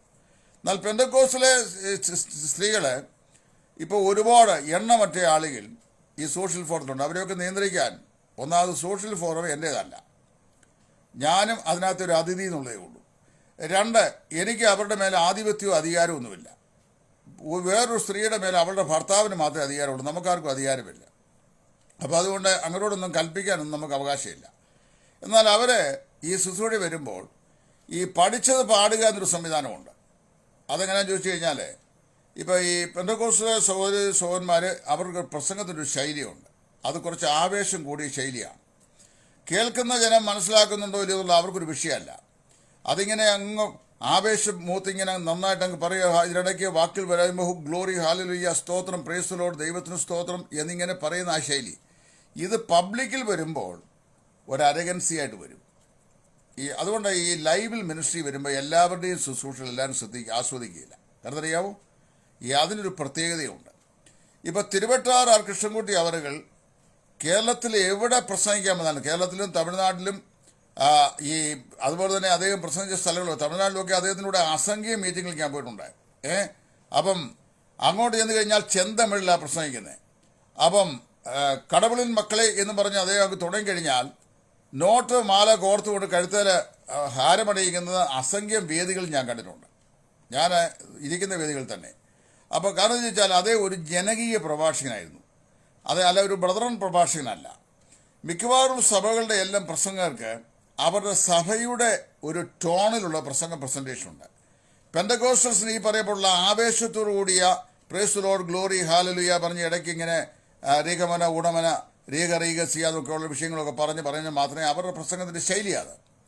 എന്നാൽ നമ്മുടെ പ്രസംഗത്തിലെ മിക്കവാറും ആൾക്കാർ പറഞ്ഞാൽ ഈ ശവസംസ്കാരമായാലും ആരാധനയായാലും ആരാണ്ട് ചിന്ത പറഞ്ഞാലും വചന ശുശ്രൂഷയായാലും വീട് കൂതാശയായാലും സ്നാനമായാലും വിവാഹമായാലും ഒരുതരം ഏങ്ങലടിച്ച് സംസാരിക്കുന്ന ഒരു സെൻറ്റിമെൻറ്റാലിറ്റി ക്രിയേറ്റ് ചെയ്ത് സംസാരിക്കുന്ന ഒരു രീതിയാണ്. ഇതിലൊരു ചർച്ചിൻ്റെ ഇൻഫ്ലുവൻസ് വരുന്നതാണ് പ്രസൻറ്റേഷൻ. എന്നാൽ പ്രസംഗം എന്ന് പറയുന്നത് എപ്പോഴും പബ്ലിക്കിന് കൊടുക്കുമ്പോൾ ജനകീയമായിരിക്കണം. ജനകീയമാണെങ്കിൽ മാത്രമേ ജനങ്ങൾ പബ്ലിക് ഫോറം അക്സെപ്റ്റ് ചെയ്യുള്ളൂ. അപ്പം ജനകീയമായിരിക്കുന്നത് എന്നാന്ന് ചോദിച്ചു കഴിഞ്ഞാൽ യാതൊരു ചർച്ചിൻ്റേതായ ടോണും ഒരു പ്രഭാഷണത്തിൻ്റെ അല്ലെങ്കിൽ ഒരു ടീച്ചിങ്ങിൻ്റെ അതിനകത്ത് വരാൻ പാടില്ല. അത് പബ്ലിക്കിൻ്റെ മുമ്പാകെ അവതരിപ്പിക്കുന്ന ഒരു പ്രസൻറ്റേഷൻ ആയിരിക്കണം. അങ്ങനെ വന്നാൽ മാത്രമേ ജനങ്ങൾ അത് സ്വീകരിക്കുകയുള്ളൂ. അല്ലെ അതിനെ ഒരു ചർച്ചിൻ്റെ ബയാസിൽ അർപ്പിക്കുന്ന ശുശ്രൂഷയായിട്ട് കണക്കാക്കുകയുള്ളൂ. അപ്പം ഇവിടെ ഈ പെന്തക്കോസ്റ്റൽ സഹോദരിമാർ ഇപ്പോൾ എണ്ണമറ്റ ആളുകൾ സോഷ്യൽ ഫോറത്തിൽ വന്നിട്ടുണ്ട്. ജോൺസ് എന്ന് പറഞ്ഞ പോലെ എല്ലാം വന്നിട്ടുണ്ട്. അവരെല്ലാം വളരെ ശുശ്രൂഷ ചെയ്യുന്നുണ്ട്. അതിൽ അന്യഭാഷകളുടെ അതിപ്രസരമുള്ള സഹോദരിമാരും ഉണ്ട്. അപ്പോൾ ഞാൻ പറഞ്ഞെന്നാ ചോദിച്ചു കഴിഞ്ഞാൽ, ഇതൊന്നും കേട്ട് കഴിയുമ്പോൾ, ഇതൊക്കെ കേൾക്കുമ്പോൾ ആൾക്കാർക്ക് ഒന്നാമത്തെ വിഷയം എന്ന് പറഞ്ഞാൽ, നമ്മൾ എന്ത് പറഞ്ഞാലും പറയുന്ന കാര്യങ്ങൾ കേൾക്കുന്ന ആളുകൾക്ക് മനസ്സിലാക്കാൻ കഴിഞ്ഞെങ്കിൽ മാത്രമേ ആ പറയുന്ന കാര്യങ്ങളോട് വല്ല പ്രയോജനമുണ്ടാകുകയുള്ളൂ. അപ്പോൾ അത് പറയുന്ന ആളുകൾ ശാന്തമായും സൗമ്യമായും വ്യക്തമായും പിന്നെ അത് മറ്റുള്ളവർക്ക് ഗ്രഹിക്കത്തക്ക നിലയിലും അടുക്കും ചിട്ടയോടും കൂടെയും ഒരു വിഷയം അവതരിപ്പിച്ചാൽ മാത്രമേ കേൾക്കുന്നവർക്ക് അത് ആസ്വാദ്യമാകുകയോ അനുഭവേദ്യമാകുകയോ അനുഗ്രഹമാകുകയോ ചെയ്യുകയുള്ളൂ. അതനുസരിച്ചാണ് നമ്മുടെ പ്രസൻറ്റേഷനെ ആൾക്കാർ അപ്രീഷിയേറ്റ് ചെയ്യുകയോ ചെയ്യാതിരിക്കുകയോ ചെയ്യുന്നത്. അപ്പോൾ അതുകൊണ്ട് ഞാൻ ഇവിടെ ഇങ്ങനെ പറയുകയാണ്, സോഷ്യൽ ഫോറത്തിൽ അവർക്കുള്ള സ്വാതന്ത്ര്യം നമുക്കാർക്കും ചോദ്യം ചെയ്യാൻ അവകാശമില്ല. പക്ഷെ അവർ തന്നെ അതിൻ്റെ രീതികൾ, മോഡസ് ഓപ്പറൻഡി എന്ന് പറയും, അത് മനസ്സിലാക്കണം. ഈ മോഡസ് ഓപ്പറൻഡി ഒക്കെ മനസ്സിലാക്കണമെങ്കിൽ ഇപ്പം നമ്മുടെ ഇവിടെ തന്നെ യൂട്യൂബിനകത്ത് നമ്മുടെ ഈ ബഹുമാനപ്പെട്ട retired Alexander Jacob, former DGP, അതുപോലെ ജോസഫ് സ്കറിയ SP, ഇവരുടെയൊക്കെ കുറ്റാന്വേഷണ പരമ്പരകൾ ഈ യൂട്യൂബിനകത്തുണ്ട്.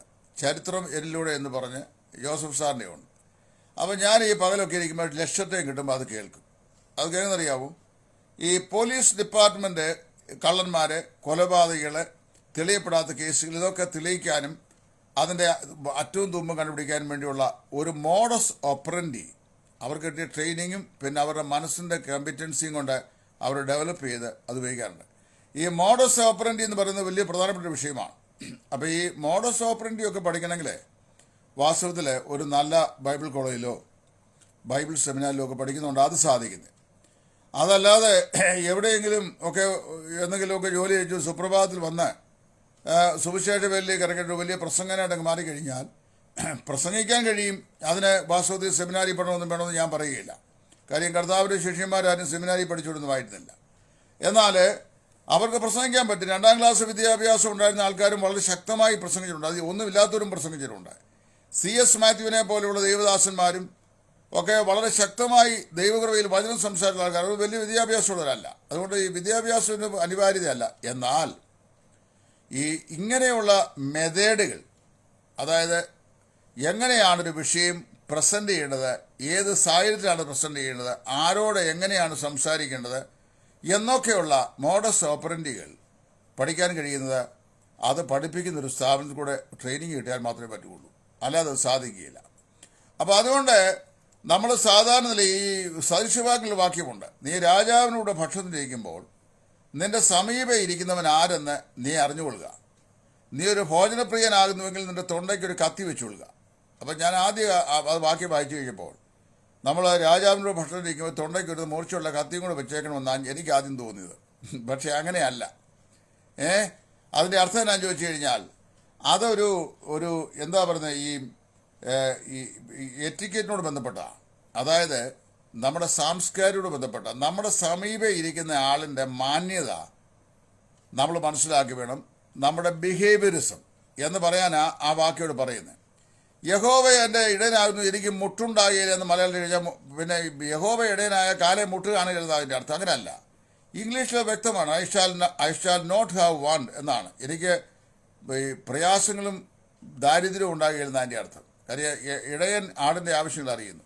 അപ്പം നമ്മൾ ഇങ്ങനെയുള്ള മോഡസ് ഓപ്പറൻഡികൾ ഒക്കെ മനസ്സിലാക്കി കഴിയുമ്പോൾ ജനത്തിൻ്റെ വികാരം എന്താണെന്ന് മനസ്സിലാക്കി വേണം ഒരു പ്രസൻറ്റേഷൻ ചെയ്യാൻ.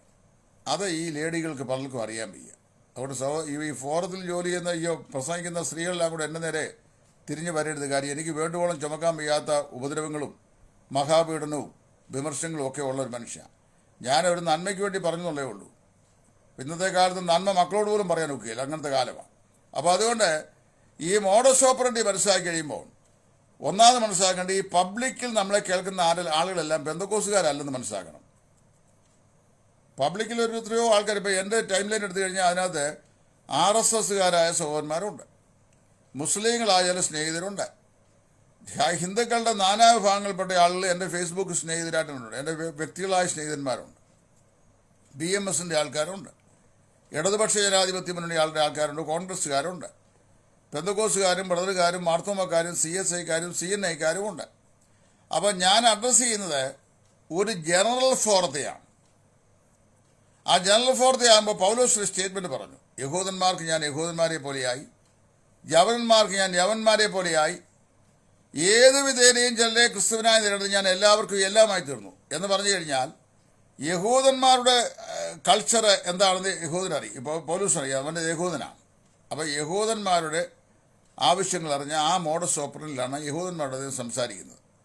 എന്നാൽ യവനായ ദേശത്ത് അദ്ദേഹം ജീവിക്കുകയും യവനായ സാഹിത്യം പഠിക്കുകയും ചെയ്തിട്ടുള്ളൂ. യവനായരുടെ രീതി എന്താണെന്ന് അദ്ദേഹത്തിന് അറിയാം.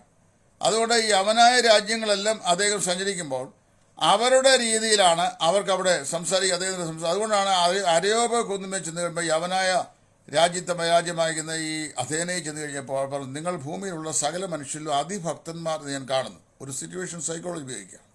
അപ്പോൾ ആ ഓപ്പറൻറ്റിയാണ് അദ്ദേഹം ഉപയോഗിക്കുന്നത്. അപ്പോൾ അതുകൊണ്ട് അങ്ങനെ നമുക്ക് ഉപയോഗിക്കാൻ കഴിയണമെങ്കിൽ അതിനൊരു നല്ല ട്രെയിനിങ് ആവശ്യമാണ്. ഈ ട്രെയിനിങ് ഇല്ലാതെ പറ്റില്ല. ട്രെയിനിങ് ഇല്ലാതെ വരുന്നതുകൊണ്ട് ഈ പ്രശ്നം. ഇപ്പോൾ ചില ആൾക്കാർ ചിന്താഗതി നമ്മളിങ്ങനെ ഭയങ്കര ആവേശത്തോടെ ഇങ്ങനെ ശ്വാസം എടുക്കാൻ കഴിയാതെ ഇടതടവില്ലാതെ ഇങ്ങനെ അങ്ങോട്ട് പോയി ഇന്ന് രാത്രി ഞാൻ പറയുകയാണ്, ദൈവത്തിൻ്റെ പരിശുദ്ധാത്മാവ് ഇങ്ങനെ നിന്നോട് കൽപ്പിക്കുകയാണ്, ഇങ്ങനെ അങ്ങ് പറഞ്ഞുകൊണ്ടിരുന്ന് കഴിഞ്ഞാൽ ഈ കേൾക്കുന്ന ജനം ഇത് മുഴുവൻ വെട്ടി വിഴുങ്ങുമെന്ന വെറുതെയാ. ഇത്രയും ശാന്തമായി ഞാൻ പറയുന്ന കാര്യങ്ങൾ പോലും പറഞ്ഞാൽ മനസ്സിലാക്കാൻ കഴിയാത്ത ധാരാളം ആൾക്കാരിനകത്തുണ്ട്. കാര്യം ഒന്നാമത് പബ്ലിക് ഫോറത്തിൽ നല്ലൊരു ശതമാനം ആൾക്കാർക്ക് നമ്മൾ പഠിക്കുന്ന ബൈബിളിൻ്റെ പഠന രീതി എന്താണെന്ന് അവർക്കറിയാൻ വയ്യാത്തവരാ. അതുകൊണ്ടാണ് എൻ്റെ ഒരു പ്രസൻറ്റേഷൻ കഴിയുമ്പോൾ പിന്നെ ആൾക്കാർ എന്നോട് ഇൻബോക്സിലോ അല്ലെങ്കിൽ ടെലിഫോണിലോ വിളിച്ചു ചോദിക്കും, ദൈവദാസനെ ഇന്നാ പറഞ്ഞ കാര്യമില്ല, ഇന്ന കാര്യം മനസ്സിലായില്ല, ഒന്ന് വിശദമാക്കി തരാമെന്ന് ചോദിക്കും. ഞാൻ പറഞ്ഞു കൊടുക്കും. അപ്പോൾ അതുകൊണ്ട് ഇങ്ങനെയുള്ള രീതികളൊക്കെ മനസ്സിലാക്കണം. അല്ലാതെ നാഴികയ്ക്ക് 40 വട്ടം ഒരു ദിവസം 4-5 ലൈവ് വീതം വന്ന് ഒരു 8-10 ഫേസ്ബുക്ക് ഗ്രൂപ്പിനകത്ത് കുറേ സ്ത്രീകൾ വന്നിങ്ങനെ പറഞ്ഞുകൊണ്ടിരുന്നു കഴിഞ്ഞാൽ അതിൻ്റെ പ്രയോജനം എന്താണെന്ന് എനിക്കറിയാൻ വയ്യ. പിന്നെ ഒരു വിഭാഗം ആൾക്കാർക്ക് വേറൊരു ഗുണമുണ്ട്, മനസ്സിലായാലും ഇല്ലെങ്കിലും അവർ ആമീൻ ആമീൻ എന്ന് പറയും. അതൊരു പ്രത്യേക കൃപയാണ്. എന്തെങ്കിലും മനസ്സിലായാലും മനസ്സിലായില്ലെങ്കിലും ആമീൻ, സ്തോത്രം, പ്രൈസ് ലോർഡ് എന്ന് പറയും. പക്ഷേ ഇടയ്ക്കിടയ്ക്ക് അവർ പറയുകയും ചെയ്യും, മനസ്സിലായവർക്കായി സ്തോത്രം, ഗ്രഹിച്ചവർക്കായി ദൈവത്തെ സ്തുതിക്കുന്നു എന്നും പറയും. അപ്പോൾ ഇത് എന്ത് ഗ്രഹിച്ചു എന്ന് എനിക്കറിയാൻ വയ്യ. അപ്പോൾ ഞാൻ പറഞ്ഞറിയാവോ, ഇത് ശ്രദ്ധിക്കണം. അപ്പോൾ ഇന്നത്തെ എൻ്റെ പ്രസൻറ്റേഷൻ സ്ത്രീകളെ ഈ സോഷ്യൽ ഫോറത്തിൽ സംസാരിക്കുന്നതിനെ സംബന്ധിച്ചുള്ള ഡിസ്കഷൻ രൂപത്തിലാണ്. ഇപ്പോൾ സ്ത്രീകളെ സോഷ്യൽ ഫോറത്തിൽ സംസാരിക്കുന്നതോ പബ്ലിക്കിൽ ഒരു കൺവെൻഷൻ പ്രസംഗിക്കുന്നതിലോ ഒന്നും വേദപുസ്തകവും അവരെ വിലക്കുകയോ എതിർക്കുകയോ ഒന്നും ചെയ്തിട്ടില്ല. നമ്മുടെ സഭ വിലക്കിയിട്ടുണ്ടോ എന്നുള്ളത് അതിന് വേറെ വിഷയം. സഭായോഗങ്ങളെ സംബന്ധിച്ച് പറയുന്ന റെസ്ട്രിക്ഷനിൽ അവർക്ക് ചില കാര്യങ്ങൾ വിലക്കുണ്ട്. അത് കൊരിന്ത്യയിലെ എഴുത്തിൽ തിമോഥെയോസിൽ അപ്പോസ്തലൻ പറഞ്ഞിട്ടുണ്ട്. അതല്ലാതെ സഭായോഗത്തിന് വെളിയിലുള്ളതെല്ലാം പബ്ലിക് വേൾഡാണ്, പബ്ലിക് ഫോറം. ആ പബ്ലിക് ഫോറത്തിൽ സ്ത്രീകളെ സംസാരിക്കരുത് എന്ന് പറയാൻ വേദപുസ്തകത്തിൽ ഒരു വാക്യവും ഞാനിതുവരെ കണ്ടില്ല. ആരെങ്കിലും എനിക്കത് ബുദ്ധിപദേശം തന്ന് മനസ്സിലാക്കി തന്നാൽ അത് ഗ്രഹിക്കാനും അത് മനസ്സിലാക്കാനും എനിക്ക് മനസ്സുള്ളവനുമാണ് എന്നുള്ള കാര്യം കൂടെ ഞാൻ ഈ സമയത്ത് പ്രസ്താവിക്കട്ടെ. പിന്നെ വേറൊരു കാര്യം, ഇപ്പം ഇന്നലെ ഒരു സഹോദരനേക്ക് എഴുതി, എൻ്റെ മെസ്സേജ് സ്ഥിരം കേട്ടുകൊണ്ടിരുന്ന ഒരു ദൈവദാസനാണ്, സ്റ്റേറ്റ്സുള്ള ആൾ. അദ്ദേഹം പറഞ്ഞു, പക്ഷേ കഴിഞ്ഞ 9 മാസമായി എനിക്കത് കേൾക്കാൻ പറ്റുന്നില്ല. കാരണം എന്നാന്ന് ചോദിച്ചു കഴിഞ്ഞാൽ ശർക്കരക്കൂന കണ്ട ഉറുമ്പിൻ്റെ സ്ഥിതിയാണ് ഇപ്പോൾ സോഷ്യൽ ഫോറം എന്ന് പറഞ്ഞു. അപ്പോൾ എനിക്കത് മനസ്സിലായി. അദ്ദേഹം പറഞ്ഞു, എന്നറിയാമോ, അതായത് ഇതിൽ ഏതാണ് കേൾക്കേണ്ടത് ഏതാണ് കേൾക്കേണ്ടത് എന്ന് അറിയാൻ വയ്യാത്ത നിലയിൽ സോഷ്യൽ മീഡിയ മുഴുവൻ അങ്ങ് മിനിസ്ട്രിയാണ് ഈ കൊറോണ വന്നുകൂടി. ശുശ്രൂഷ ഉള്ളവരും ഇല്ലാത്തവരും, പ്രയോജനമുള്ളവരും പ്രയോജനം ഇല്ലാത്തവരും, പറയാൻ അറിയാവുന്നവരും അറിയാത്തവരും എല്ലാവരും അങ്ങ് മിനിസ്ട്രിയാണ്. ഗൂഗിൾ മീറ്റ് വഴിയും സൂം വഴിയും അല്ലാതെയും അവരവരുടെ ചാനലും ഒക്കെ അങ്ങ് മീറ്റിങ്ങാണ്. അങ്ങനെ വരുമ്പോൾ ഈ അതിപ്രസരം ആൾക്കാർക്ക് പ്രയാസമുണ്ടാക്കും. അപ്പോൾ ഏതാണ് കേൾക്കേണ്ടത് ഏതാണ് കേൾക്കേണ്ടാത്തത് എന്നൊന്നും അറിയാൻ കഴിയുന്നില്ല. ചിലർക്ക് കേൾക്കാൻ സമയവും കിട്ടുന്നില്ല. ഇതൊരു വലിയ വിഷയമാണ്. അതുകൊണ്ട് പിന്നെ മാതൃകാപരമായി പറഞ്ഞു കഴിഞ്ഞാൽ ഒരു മാതൃക, സ്ത്രീകളെ ഈ ഫോറത്തിലോ അല്ലെങ്കിൽ വേറെവിടെയെങ്കിലും ഒക്കെ ഇങ്ങനെ വന്ന് സംസാരിക്കുന്നത് എന്ന് ചോദിച്ചു കഴിഞ്ഞാൽ ആസ് എ മോഡസ്റ്റി, ഒരു മാതൃക എന്ന നിലയിൽ അത് കാര്യം ഗ്രഹാതുരത്വമാണ് സ്ത്രീകൾക്ക് വേദപുസ്തകത്തിൽ ദൈവം പ്രധാനമായും വെച്ചിട്ടുള്ളത്. ഭർത്തൃപ്രിയരും പുത്രപ്രിയരുമായി ഭവനത്തിൽ ഗ്രഹസ്ഥയായിരിക്കാനാണ് സ്ത്രീകൾക്കുള്ള കൃപ ദൈവം വേദപുസ്തകത്തിൽ വെച്ചിട്ടുള്ളത്. അത് ഉപനിഷത്തുകളിൽ സ്ത്രീയെക്കുറിച്ച് പറഞ്ഞിട്ടുള്ള ഒരു ശ്ലോകമുണ്ട്. കാര്യത്തിൽ മന്ത്രി, ധർമ്മത്തിൽ ധാത്രി, രൂപത്തിൽ അഗ്നി, ശയന മുറിയിൽ വേശ്യ എന്നാണ് അവളെക്കുറിച്ച് ഈ ഉപനിഷത്തിൽ പറഞ്ഞിട്ടുള്ളത്. അപ്പോൾ അവരെ ഞാൻ ഉപനിഷത്തിൽ പറഞ്ഞ് വേദോസം വ്യാഖ്യാനിക്കാൻ വന്നല്ല, ഉപനിഷത്തിൽ വായിച്ച അതിൽ നിന്നാണ് ഈ കണ്ണുനീർ തുള്ളിയെ സ്ത്രീയോട് ഉപമിച്ച കാവ്യഭാവനെ എന്നുള്ള ഒരു സിനിമാ ഗാനം ബാലസുബ്രഹ്മണ്യം പാടിയിട്ടുള്ളത്. ആ പാട്ട് എടുത്തിട്ടുള്ളത് ഈ ഉപനിഷത്തിൽ നിന്നാണ്. കാര്യത്തിൽ മന്ത്രിയും, ധർമ്മത്തിൽ ധാത്രിയും, രൂപത്തിൽ അഗ്നിയും ഭാര്യ എന്ന് പറഞ്ഞ് ഒരു പാട്ടുണ്ട്. അപ്പോൾ ആ പാട്ട് മുഴുവൻ അങ്ങനെ തന്നെ എടുത്തിരിക്കുന്ന ഈ ഉപനിഷത്തിൽ നിന്നാണ്. അപ്പം ഹൈന്ദവർക്ക് 4 വേദങ്ങൾ, 18 പുരാണങ്ങൾ, 120 ഉപപുരാണങ്ങൾ, ബ്രാഹ്മണങ്ങൾ, സ്മൃതികൾ, ഉപനിഷത്തുകളെല്ലാം ഉണ്ട്. അപ്പോൾ അതിലൊരു ഉപനിഷത്തിൽ പറഞ്ഞതാണിത്. കാര്യത്തിൽ മന്ത്രി, ധർമ്മത്തിൽ ധാത്രി, രൂപത്തിൽ അഗ്നി, ശയനമുറിയിൽ വേശ്യ, സ്ത്രീയെക്കുറിച്ച് പറയുകയാണ്. അപ്പോൾ അത് അങ്ങനെ പറഞ്ഞിട്ടുണ്ട്. അപ്പോൾ ഞാൻ പറഞ്ഞ വേദപുസ്തകവും ഇതര സമൂഹവും എല്ലാം സ്ത്രീകൾക്ക് നൽകുന്ന ഏറ്റവും ബഹുമാന്യം ഉള്ള അർഹിക്കപ്പെട്ട സ്ഥാനം എന്ന് പറഞ്ഞാൽ ഗൃഹസ്ഥ എന്നുള്ളതാണ്. അപ്പോൾ ഗൃഹസ്ഥയായി അവൾ ഭർത്താവിനും കുഞ്ഞുങ്ങൾക്കും ശുശ്രൂഷ ചെയ്ത് ശുശ്രൂഷകളിൽ പ്രോത്സാഹിപ്പിക്കുന്നതാണ് ഏറ്റവും മാന്യമായ കാര്യം. എന്നാൽ ദൈവകൃപ ഈ നിലയിൽ ശുശ്രൂഷയ്ക്ക് ലഭിച്ചിട്ടുള്ള ആളുകൾ പൊതുപ്രയോജനം, കേൾക്കുന്നവർക്ക് അനുഗ്രഹവും ആത്മീയ വർധനയും ലഭിക്കത്തക്ക നിലയിൽ പബ്ലിക് ഫോറങ്ങളിൽ ആ ശുശ്രൂഷ ചെയ്യുന്നതിൽ തെറ്റില്ല എന്നാണ് എൻ്റെ വ്യക്തിപരമാകുന്ന അഭിപ്രായം. എന്നാൽ ഈ വ്യക്തിപരമായ അഭിപ്രായം പറഞ്ഞതിൻ്റെ പേരിൽ ഞാൻ ഏതെങ്കിലും ഉപദേശ പശു പറഞ്ഞു എന്ന് പറഞ്ഞുകൊണ്ട് എന്നെ അമാനമാടാനും ഞോണ്ടാനും എനിക്കെതിരായിട്ട് ഇരുന്ന് ചർച്ച ചെയ്യാനും ഒന്നും ആരും വരരുതെന്ന് പ്രത്യേക ദൈവസ്നേഹത്തിൽ ഓർപ്പിക്കുന്നു. എനിക്ക് പറയാനുള്ള അഭിപ്രായം പറഞ്ഞു.